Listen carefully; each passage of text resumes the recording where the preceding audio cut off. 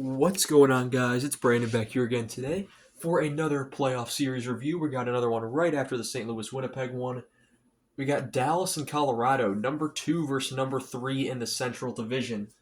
Dallas 50, 26, and 6 with 106 points. Second in the Central, as I mentioned. Third in the West, fifth in the league. Yet they're flying under the radar because of the way they've been playing as of late.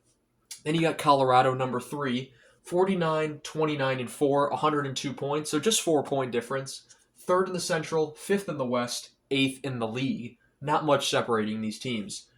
Goals for, exact same amount. They're tied for third, with Winnipeg as well. So 277 for all three of the top Central teams. And goals against, seventh, Dallas is seventh, 224. Colorado's tied for 12th with 234.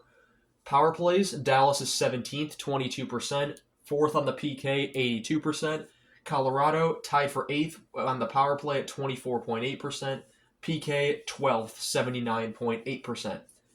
79.8%. Their team's top scorers are interesting because these teams have a lot of to do with each other this season. For one, Mikko Rantanen trade twice. So Rantanen was a member of the Avalanche. He has 64 points in 49 games with Colorado. Gets traded to Carolina, has 6 points in 13 games. And then with Dallas, he now has 18 in 20 games that is locked up for the rest of his career, basically, at 8 years. $12 million per, I believe it was. So Rantanen facing his former team this season. And then you have Marty Necas on Carolina's end. 28 points in 30 games with Colorado. He had 55 and 49 with Carolina earlier this season.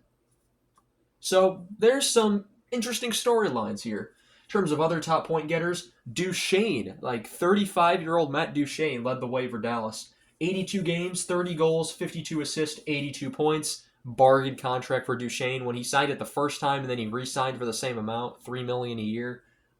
Steal by Dallas. Robertson, there's an asterisk next to, and that's because he is not going to be playing in Game 1 for Dallas after he was left in a knee brace in Dallas' final game of the season. 82 games, 35 goals, 45 assists, 80 points. All hopes that Robertson can return. Wyatt Johnston just keeps getting better. 82 games played, 33 goals, 39 assists, 71 points. Roope Hintz, 76 games played, 28 goals, 39 assists, 67 points. Ottinger, 58 games played, 36, 18, and 4, 909 save percentage, 2.59 goals against. You know when it's playoff time, Ottinger is normally great to go. And, of course, everyone brings up 2022 when he nearly denied Calgary a trip to the second round by himself single-handedly.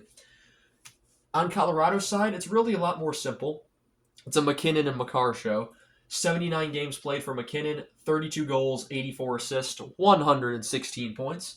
Cale Makar, 80 games played, 30 goals. First defenseman since Mike Green to do that. 62 assists, 92 points for Cale Makar. I already mentioned Necas. I already mentioned Rantanen. For Blackwood, Colorado turned the team around a lot this season. They traded off Rantanen. They got Necas. They traded off both of their goaltenders. Noonan went to Nashville for Wedgwood. And then they shipped off Georgiev to San Jose for Blackwood, who's been fantastic. 37 games played. This is only his Colorado stats because San Jose stats don't count for this. 22 wins, 12 losses, 3 overtime and shootout losses, 913 save percentage, and a 2.33 goals against average. Teams met 3 times this year. On November 29th, Dallas wins 5-3 in Dallas. In Colorado on January 18th, Colorado wins 6-3. And on March 16th, Colorado wins 4-3 in overtime in Colorado. Playoffs history. This team has a lot of recent history and a lot of older history. 1999, Dallas wins in the conference final, 4-3 on the route to a Stanley Cup.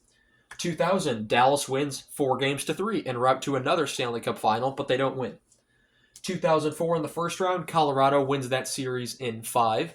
And 2006 in the first round, Colorado wins that series in 5. So 2-2 with the series all time. 2020 in the second round, Dallas, and that was a crazy series because Colorado's goaltending they were down to Michael Hutchinson in net. Dallas wins that series in 7 after being up 3-1, and Yoel Kiviranta, who's now a member of Colorado, had the hat trick in Game 7 in overtime. 2024, just last year, Matt Duchene has the OT winner that sends Dallas to the conference final as they beat Colorado in 6. So they've beaten Colorado in 7 3 times. They beat in Colorado in 6 once. Colorado's beating Dallas in 5 twice. So what's it going to be this year? Dallas is injured. Dallas is pretty beat up. They lost 7 in a row, I believe, coming into the playoffs. Colorado, they're playing pretty average coming into the playoffs. Just the way Dallas is playing, with Robertson going down, who knows how it's going to stack up. I think it could either be a close series or it could be lopsided. I don't really have many lopsided series, so this is going to be one of them. I'm going to have Colorado